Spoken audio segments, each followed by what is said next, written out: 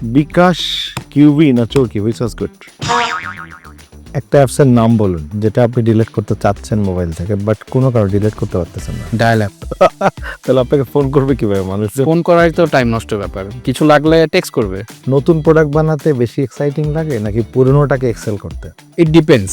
সবাইকে স্বাগতম আজকের এপিসোডে। আমি রুহুল আমিন রনি, আপনারা দেখছেন brand pulse, powered by Chutney app.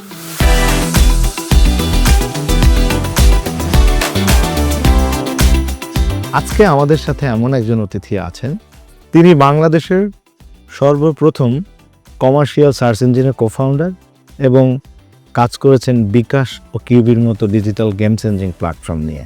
এছাড়াও উনি দীর্ঘ সময় ধরে কাজ করছেন বাংলাদেশের স্বনামধন্য একটি টেলকো বাংলালিংয়ে।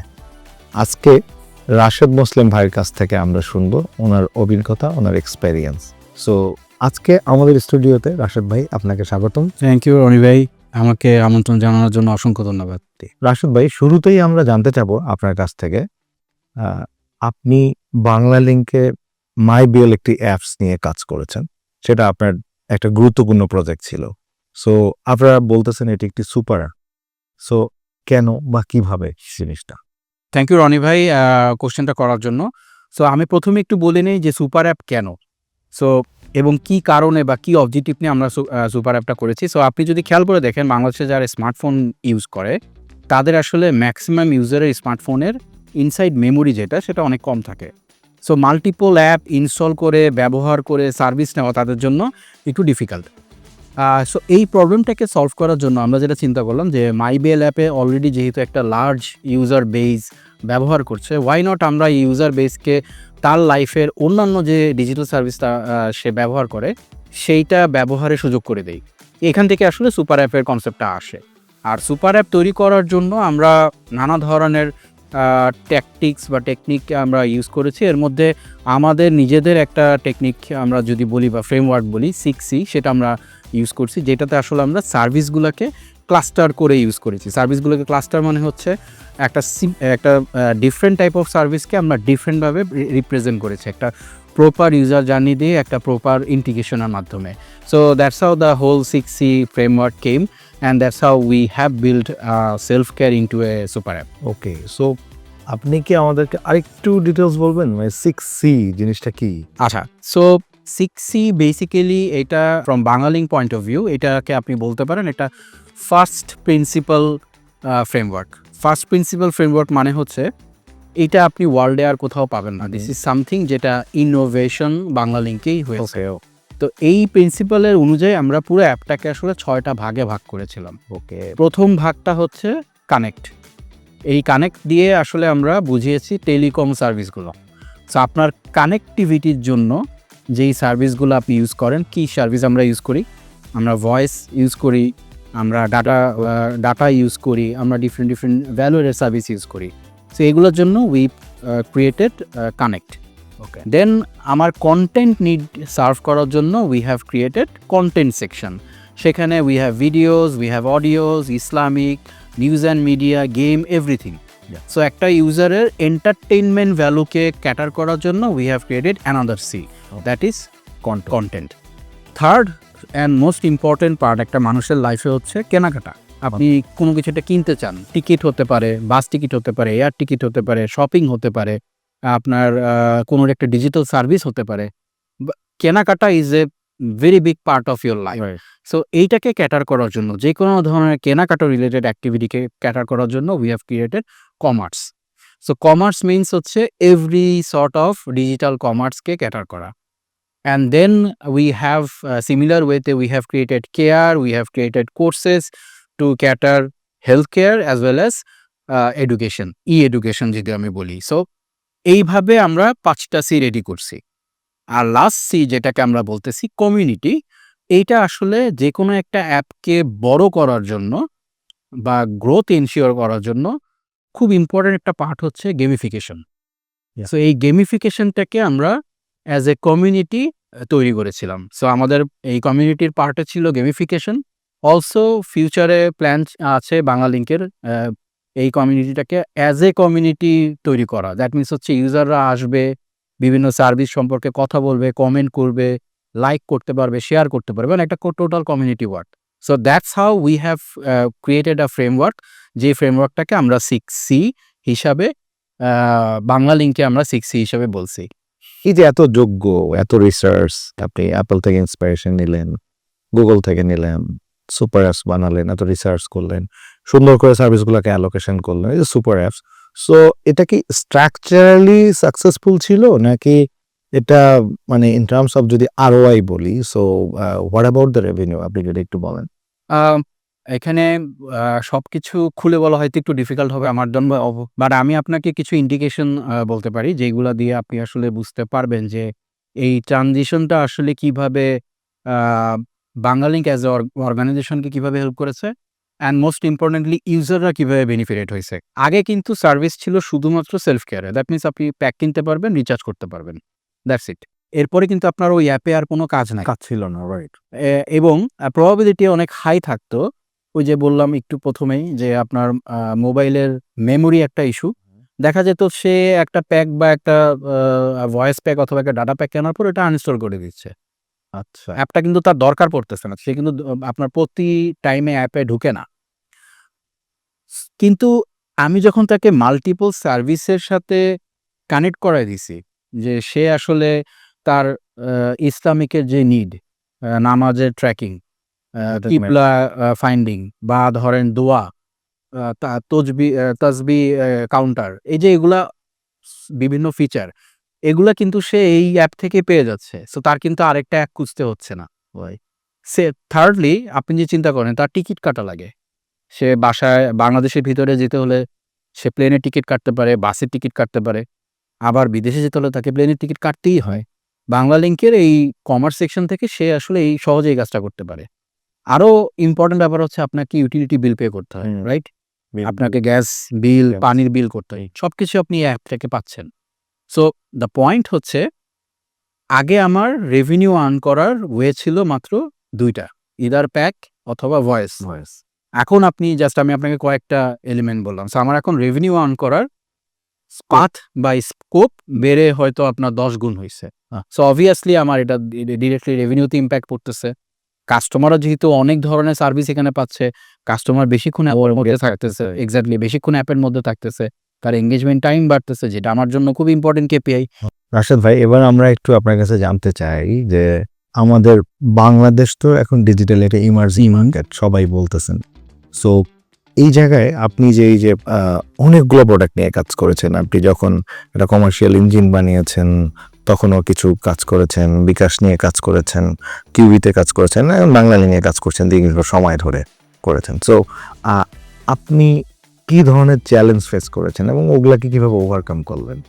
সো প্রথম যেই চ্যালেঞ্জটা আসলে আমরা ফেস করি ডিজিটালের পয়েন্ট অফ ভিউ থেকে, সেটা হচ্ছে যে মানুষের একটা ধারণা থাকে যে ডিজিটাল করা মানে অটোমেটিক্যালি আপনার রেভিনিউতে একটা মেজর ইম্প্যাক্ট চলে আসবে। এটা একটা মানুষের মিথ আপনি বলতে পারেন। Digital doesn't work like that. So আপনি যদি ট্রেডিশনাল আর ডিজিটালের মধ্যে কম্পেয়ার করেন, তো আপনি যদি একটা গার্মেন্টসের ব্যবসা করেন, আপনি যেদিন থেকে আপনার মেশিন ঘোরানো শুরু করবেন, সেদিন থেকে আসলে আপনার ইনকাম প্রসেস শুরু। আপনি কাপড় বানাবেন, আপনি কাপড় মার্কেটে গিয়ে বেচবেন। That's how the ecosystem works. কিন্তু ওই দিন থেকে প্রোডাকশন শুরু। কিন্তু আপনি যদি ডিজিটালে চিন্তা করেন, প্রোডাকশন করে আপনাকে কিন্তু একটা অ্যাপ মার্কেটে আনতে হয়, বা একটা ওয়েবসাইট, হোয়াটএভার, একটা ডিজিটাল প্রোডাক্ট আপনাকে মার্কেটে আনতে হয়। তারপরে কিন্তু আপনার কাজ আসলে স্টার্ট হয়। প্রোডাক্টটা তৈরি করা তো আপনি করছেন, হ্যাঁ, জানি। করার পরে আপনার প্রোডাক্টটা এখন রেডি হয়েছে। রেডি হওয়ার পরে আপনাকে কি করতে হয়? আপনাকে যেটা দেখতে হয়, এই প্রোডাক্টটা মার্কেট ফিট আছে কিনা। আপনি যে কনসেপ্ট থেকে প্রোডাক্টটা রেডি করছেন, ওইটাকে ওই মার্কেটে খাবে কিনা। ওটা যদি না খায়, আপনাকে কিন্তু আবার ব্যাক করতে হবে ড্রয়িং বোর্ডে। মার্কেটের থেকে যে ফিডব্যাক পাইছেন সেই অনুযায়ী প্রোডাক্টটাকে মডিফিকেশন আপনার আনতে হবে। তারপরে আপনি ধরে নিলাম আপনি সব কাজ করে ফেলছেন। এরপর আপনার কি কাজ হবে? আপনার কাজ হবে হচ্ছে প্রোডাক্টটাকে বা ডিজিটাল সার্ভিসটাকে মানুষকে চেনানো। সেই চেনানো কিন্তু আপনার ডিফিকাল্ট, কারণ এখানে আপনার সেলস অ্যাকুইজিশন কস্ট কিন্তু অনেক হাই থাকে। আপনার একটা অ্যাপ ডাউনলোড করাতে হয়। একটা অ্যাপ ডাউনলোড করতে আপনার অ্যাপ্রক্সিমেটলি, আপনি যদি গুগলের ক্যাম্পেইন রান করেন, আপনার দেখা যায় যে শুরুর দিকে এটা আপনার 20-25 টাকা পার অ্যাপ ইনস্টলেশনে খরচ হয়। সিপিআই কস্ট, সিপিএ কস্ট যেটা বলে, কস্ট পার অ্যাকুইজিশন। সো সেই ক্ষেত্রে দেখা যাচ্ছে ইনস্টল হওয়ার 50-60% ইউজার আসলে অ্যাপটা ইউজ করে না। তখন আপনার আরেকটা খরচ হয়। ইনস্টল করাইছেন, তারপর আপনাকে তাকে ইউজ করানোর জন্য আপনার এডিশনাল ধরেন আরও 15-20 টাকা খরচ করতে হয়। সো এটা একটা কিন্তু লম্বা জার্নি আছে। যে কোনো ডিজিটাল প্রোডাক্টের গ্রোথ আসলে কাউন্ট করা হয় কত বেশি ইউজার প্রোডাক্টটা ইউজ করতেছে তার উপরে। কারণ আপনি যত বেশি প্রোডাক্ট ইউজারকে ইউজ করাতে পারবেন, আপনার প্রোডাক্টটাও অপটিমাইজড হবে। কারণ প্রোডাক্টের ভুল ত্রুটি যা ছিল ইউজারের ফিডব্যাক থেকে আপনি এগুলো ঠিক করতে পারবেন। সেকেন্ড কথা হচ্ছে ইউজার অ্যাকচুয়ালি কী করতেছে প্রোডাক্টের মধ্যে সেটা আপনি জানতে পারবেন, উইচ ইজ ভেরি ইম্পর্টেন্ট, যেটা আপনি ট্রেডিশনাল বিজনেসে জানতে পারেন না। আপনি যেই ডিজাইনের প্রোডাক্ট বানাইছেন বা যেই ডিজাইনের আপনি শার্ট বানাইছেন ওইটাই আপনি বিক্রি করতে পারেন। ইউজার যদি পছন্দ করে কিনবে, না করলে কিনবে না। কিন্তু ডিজিটালে আপনার এই সুবিধা আছে, পছন্দ না করলে আপনি এটা চেঞ্জ করে আরেক রকম বানাইতে পারবেন। সো আপনি যদি টোটাল ভ্যালু চেঞ্জ চিন্তা করেন, আমাকে অ্যাওয়ারনেস ক্রিয়েট করা, তাকে আপনার এঙ্গেজ করা, তাকে আপনার মনিটাইজেশনে ইউজ করা, তাকে আবার রিপিট ব্যাক করা, এই পুরো চ্যানেলটা is a long time process. Not like আজকে আমি রেডি করলাম, কালকে থেকে আমার ইনকাম শুরু। সো ডিজিটাল সার্ভিসগুলো অ্যাডাপশন বাংলাদেশে অসম্ভব স্লো। এটার কারণ হচ্ছে আপনার কাস্টমারের বিহেভিয়ার।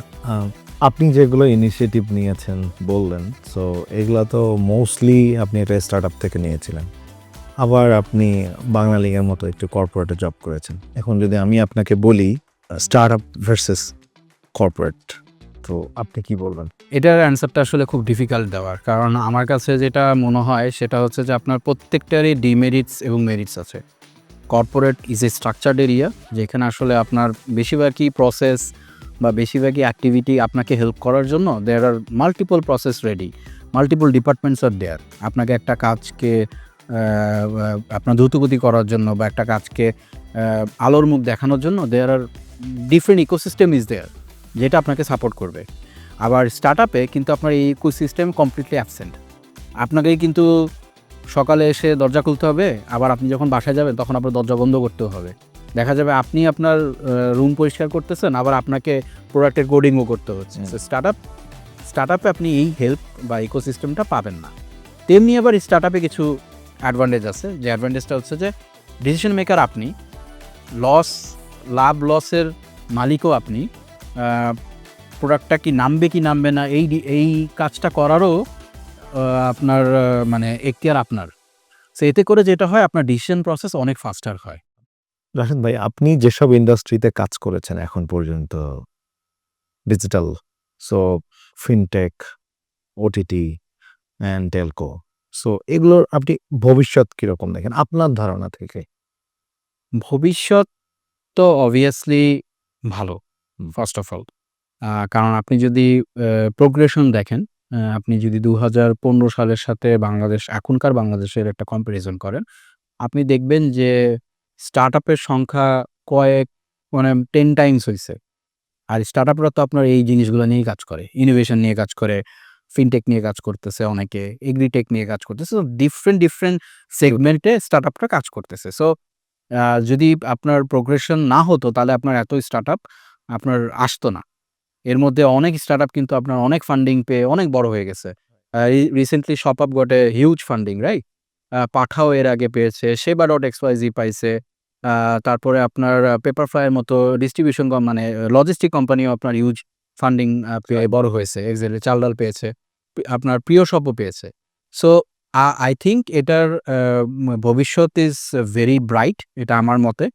আর আরেকটা যেটা পয়েন্ট আমি হাইলাইট করব সেটা হচ্ছে যে আপনার we are in the era of Gen Z, right? Yeah. So এখনকার যে মাইন্ডসেট, আপনি যদি একটু চিন্তা করেন, আপনি দেখবেন যে আমাদের বয়সীর মাইন্ডসেট ছিল কিন্তু ভালো ইউনিভার্সিটি থেকে পাশ করে বিবিএ, এমবিএ করার পরে আমরা একটা ভালো ভালো job. কর্পোরেটে job Right. করব।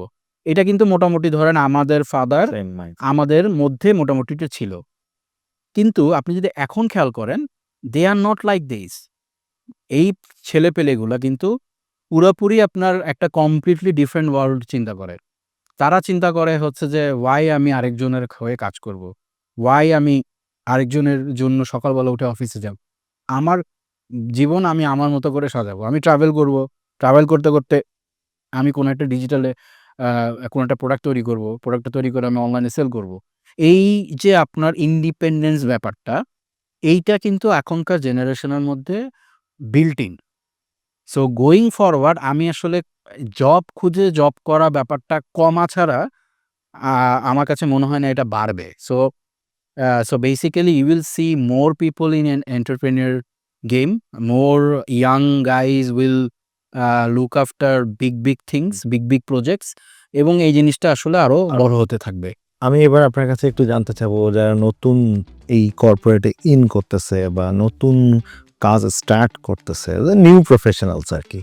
সো আপনার এক্সপিরিয়েন্স থেকে বলবেন যে এই স্টার্ট করার ক্ষেত্রে, স্টার্ট আপ বলেন বা একটা প্রোডাক্ট মার্কেট করার ক্ষেত্রে আসলে একটু যদি তাদেরকে গাইড করতে চান, what should be the step that should follow? I think এখানে প্রথম যে জিনিসটা আসলে সবাইকে মাথায় রাখতে হবে সেটা হচ্ছে কমিটমেন্ট।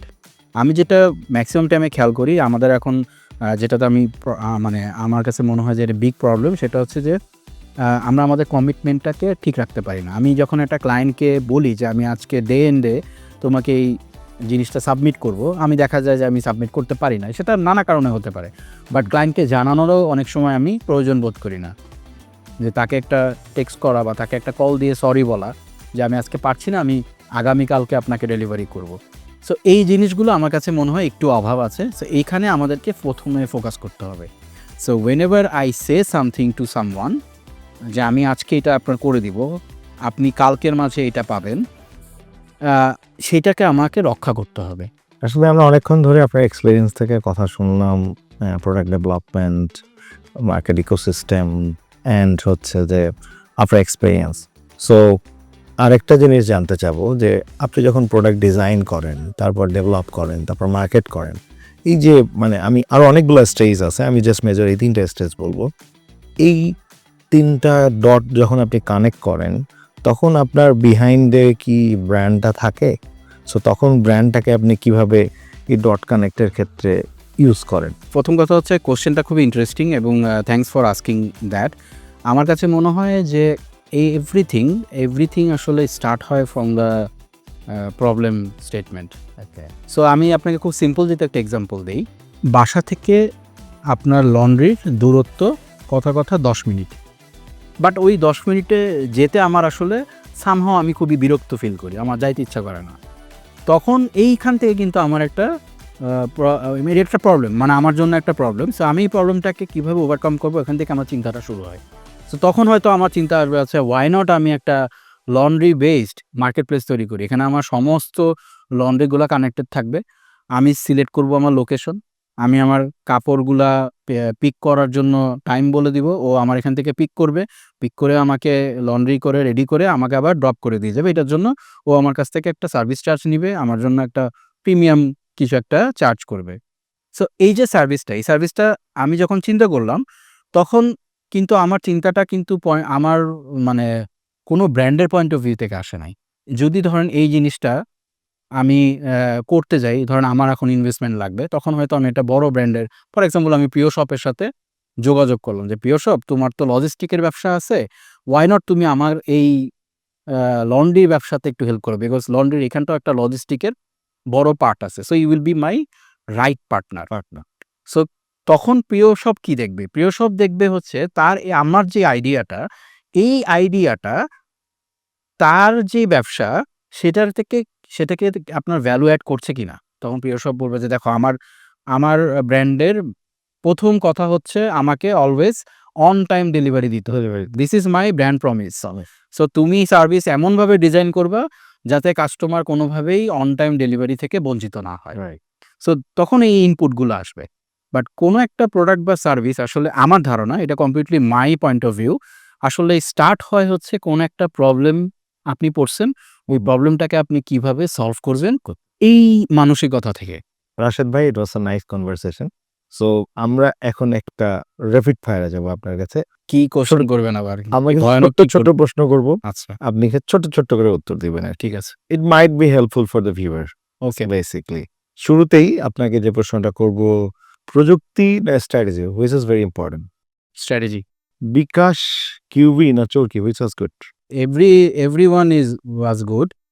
বাট আপনি যদি জিজ্ঞেস করেন যে আমার প্রিয় সবচেয়ে কোনটা, তাহলে আমি চরকি বলবো obviously, because that was my first startup. So এই জন্য এটা আমার অনেক Emotional. কাছের একটা জিনিস। Right. হ্যাঁ।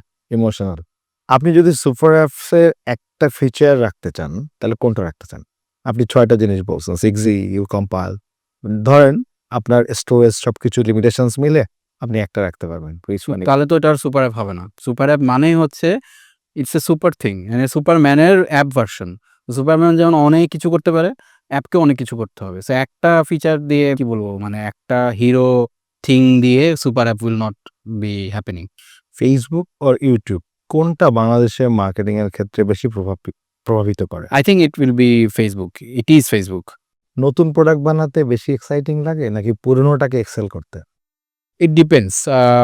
আপনার নতুন প্রোডাক্ট বানানোটা এক্সাইটিং এর পয়েন্ট অফ ভিউ থেকে অবভিয়াসলি এটা অনেক মজা।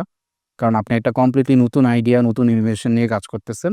আবার একটা নরমাল প্রোডাক্টকে বা একটা নরমাল সার্ভিসকে স্কেল করাতে অনেক মজা আছে। সো আমি ২ টাই বলব। রাত জেগে কাজ নাকি রাতে ঘুমিয়ে ভোরে উঠে কাজ? ভোরে উঠে কাজ। রাত জাগতে পারি না। একটা অ্যাপসের নাম বলুন যেটা আপনি ডিলিট করতে চাচ্ছেন মোবাইল থেকে বাট কোনো কারণে ডিলিট করতে পারতেছেন না। Dial app. তাহলে আপনাকে ফোন করবে কিভাবে মানুষ? ফোন করাই তো টাইম নষ্টের ব্যাপার। কিছু লাগলে টেক্সট করবে। ওকে। আপনার দেখা সবচেয়ে ইনোভেটিভ ডিজিটাল ক্যাম্পেইন কোনটা এখন পর্যন্ত?